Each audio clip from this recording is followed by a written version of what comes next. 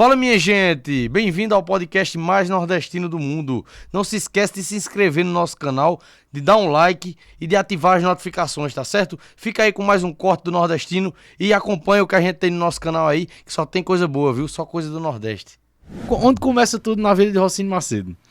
Cara, eu sou nascido em Picuí, da Paraíba, em 1966, né? De uma família de classe média, né? Uma família bacana. Meu avô tinha uma fazenda na região.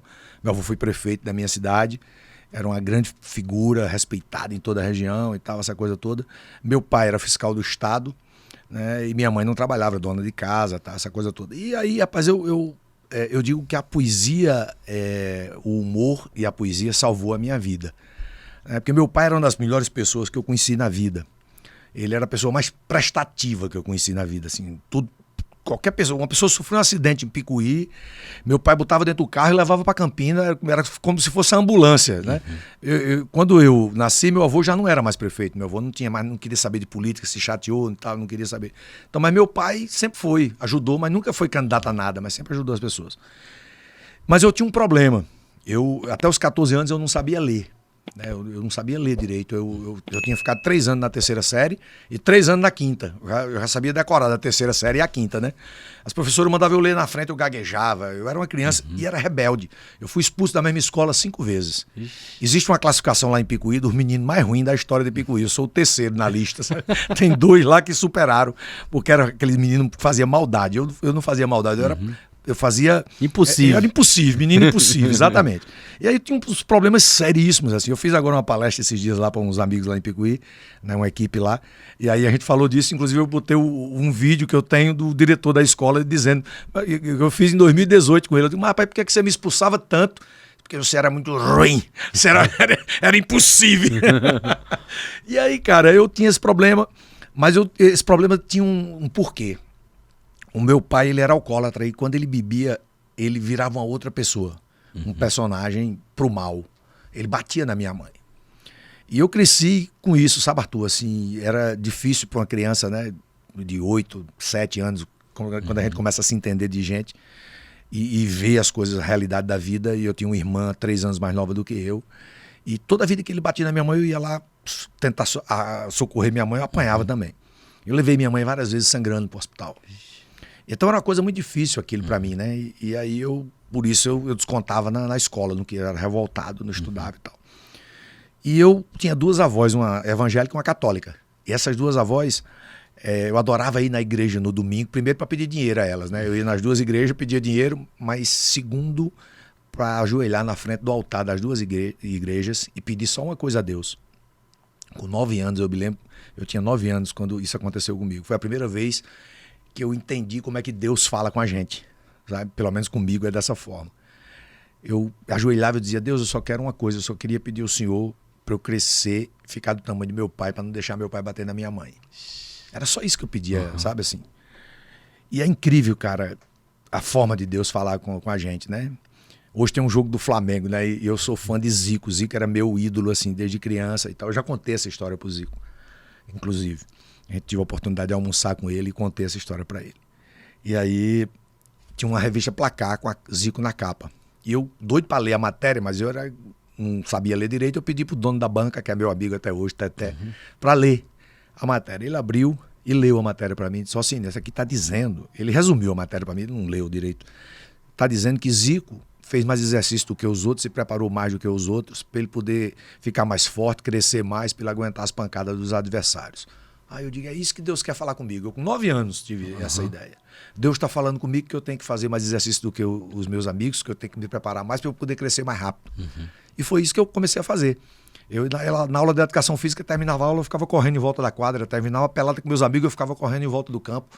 Os caras diziam, esse cara quer ser jogador de futebol profissional. Talvez eu não tivesse nem talento para aquilo, mas eu, sabe, fazia. E, cara, com 14 anos eu fiquei do tamanho do meu pai. E foi a última vez que meu pai bateu na minha mãe. Ele foi bater na minha mãe no dia do aniversário dela e quando eu cheguei, eu vi aquela situação, ele batendo nela assim, quando eu cheguei na cozinha, que eu peguei e segurei nas 2 mãos dele, tava toda a minha família em casa. As irmãs da minha mãe, meus tios, minhas tias, primos e tal, muita gente. Eu, minha irmã, minha avó. Eu segurei nos braços dele e disse, a partir de agora você não vai bater mais na minha mãe não. Ele disse, e você vai bater em mim? Eu digo, não. Porque ele viu que ele não tinha força, né? Eu já era do tamanho dele e eu era mais forte. Aí eu disse, não, é porque eu não vou bater no senhor porque eu tenho respeito pelo senhor. O senhor é meu pai, não posso bater no senhor. Agora, tem um detalhe, né? O senhor não tem respeito pela sua família. O senhor tem que respeitar a sua família, que é o que eu tenho pelo senhor. Aí ele, pois me solta. Aí eu soltei ele foi no quarto, pegou uma arma e apontou pra mim, na frente da família todinha. Eu tinha 14 anos, cara. Passei por essa situação e Deus de novo operou na minha vida. Fez eu falar uma frase pro meu pai, muito difícil, assim. Eu olhei pro meu pai e disse, o senhor vai atirar, a bala vai passar por aqui, eu não vou morrer. Porque o seu pai, que era meu avô, me ensinou a ser homem, esqueceu de lhe ensinar. O senhor é um covarde, homem que bate em mulher é um covarde. Ele baixou a arma, começou a chorar, foi pro quarto. Eu olhei para minha mãe, com 14 anos, disse, se a senhora quiser ficar, a senhora fica, mas eu vou embora de casa junto com a minha irmã, vou morar com minha avó, que eu não aguento mais isso. Porque a minha família toda estava chorando naquele momento, entendeu? Aí ela olhou e disse, meu filho, mesmo amando o seu pai, eu vou sair também, vou separar dele. Aí foi para casa da minha avó. Chegamos na casa da minha avó, eu dormi e eu botei na minha cabeça que eu ia ficar uma semana sem sair de casa. Fiquei uma vergonha, né? Daquela, na minha cidade, uma cidade pequena, todo mundo sabia daquela história, né? E você também mora numa cidade pequena, mesmo Monteiro sendo maior do que Picuí, mas a gente sabe o quanto é difícil. Aí eu acordei 11 horas da manhã numa ressaca moral incrível, cara. E aí a poesia do cordel entrou na minha vida. Olha de que forma entrou. A minha avó era professora e tinha uma pequena biblioteca assim, diante de uma mesa como essa. Eu disse, vovó, tem café? 11 horas da manhã. Ela disse, tem, meu filho, senta aí que eu vou botar para você. Aí eu sentei, olhei, tava um livro, presta esse meu livro aqui para eu te mostrar. Tava aquele livro de poesia de cordel, de um poeta da minha cidade chamado Antônio Henriques Neto, que é o poeta que me inspirou. E eu peguei aquele livro que estava lá. Eu passava todo dia naquela biblioteca da minha avó, eu nunca peguei aquele livro para ler, para prestar atenção. Mas eu digo que eu vou passar uma semana em casa, eu vou pegar esse livro e vou ler. Terminou o café, eu abri o livro e li a primeira poesia. 5 estrofes. Eu demorei umas 3 horas para ler, só para você ter uma ideia. E, cara, eu lembro até hoje, eu li aquela... Aí eu gostei da história. Eu digo, vou ler de novo. Tá vendo? Aí eu reli e eu percebi que eu li mais rápido. E cada vez que eu relia, Arthur, eu relia mais rápido. Eu sei que eu reli várias vezes, eu decorei aquela poesia. Pensava eu ler mais. Aí eu digo, caramba, que legal isso. Eu vou ler o livro todo. Aí comecei a ler o livro todo, demorei uma semana. Aí eu digo, vou ficar mais uma semana em casa, não vou pra escola não. Aí minha mamãe, você tem que ir? Eu digo, não vou não, vou ler o livro, vou ficar lendo o livro. Eu fiquei naquele livro, cara, aqui, parece que aquele livro era a minha vida, era aquele livro, sabe? Eu decorei umas 5, 6 poesias do livro naquela época, e assim, em vez de ser o menino rebelde, eu passei a ser o menino mais querido da escola. Em todo lugar que eu tava, juntava gente para ouvir eu declamar as poesias de Seu Antônio. Que massa. Uma criança de 14 anos lendo, um adolescente de 14 anos lendo, já atrasado, porque eu estava na 5ª série ainda, né, meus amigos já tinham passado tudinho de mim. E, cara, aí a professora de educação artística olhou para mim e disse, meu filho, você declama tão bem poesia do cordel, por que você não participa do teatro da escola? Eu digo que a senhora não deixa, que a senhora só deixa quem tira 8, 9, 10. Eu só tiro 2, 3, 4, como é que eu vou participar, né? Aí ela disse, estudando. Aí eu digo, caramba, o que a professora falou, é só eu fazer com o livro da escola que eu fiz com o livro de Seu Antônio. Pois é. Né? Peguei o livro da escola e fui ler. Aí, pai, comecei a gostar das histórias e tal, principalmente o livro de história, de geografia, né, de ciências, as coisas que eram mais decorativas e tal. Cara, eu fiquei assim, entusiasmado. Aí eu tirei 8 em uma matéria, educação física. E 9 e 10 em todas as outras. Eu conto nas minhas palestras que eu digo assim, eu descobri com 14 anos, tive a sorte de descobrir com 14 anos, o que muita gente só descobre com 30, 40, 50, 60, 70, até nem descobre, passa a vida toda e não descobre. Que todos nós, quem está assistindo, eu, você, todo mundo, tem a mesma capacidade de adquirir o conhecimento que quer adquirir, de chegar onde a gente quer chegar, de fazer o que a gente quiser fazer. Ninguém pode impedir isso. Ninguém pode impedir isso. Só depende da gente. E isso eu aprendi com 14 anos. E aí nada foi, assim, impossível para mim. Tudo que eu quis conquistar na minha vida, eu conquistei. De verdade, assim, sabe, Arthur? Porque eu digo, cara, eu vou atrás, eu vou fazer, eu não quero saber. Pá. E a partir dali eu comecei a beber na fonte do poeta. Né? Eu passei a ser o moleque destaque da cidade, tudo que tinha na cidade.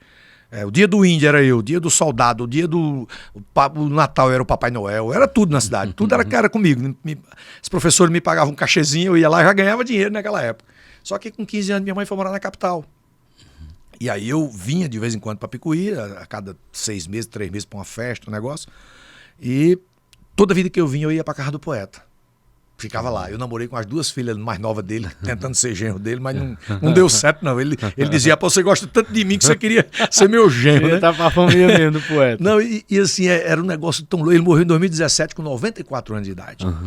E era muito louco, porque a Dona Severina, a mulher dele, fazia um doce de leite, que até hoje eu sinto o sabor do doce de leite da Dona Severina, que era maravilhoso. E eu virei, assim, um dos filhos dele, sabe? Eu sou amigo de todos os filhos dele. As meninas que eu namorei também são minhas amigas, moram na Inglaterra hoje, as 2 meninas são maravilhosas. E cara, foi uma situação, um negócio muito bacana. E ele fumava, e eu odeio cigarro, sabe? Eu sempre odiei cigarro, porque meu pai fumava e minha mãe, e andava de Fusca naquela época, fazia assim, a cinza caía na cara da gente. Aí eu odiava cigarro. Mas o cigarro dele eu não sentia, cara. Eu ficava num quartinho, ele numa máquina de escrever, escrevendo. Aí meu filho, olha, lê essa poesia aqui que eu escrevi, vê se você gosta. Eu tenho várias poesias inéditas dele, que ele nunca publicou, sabe?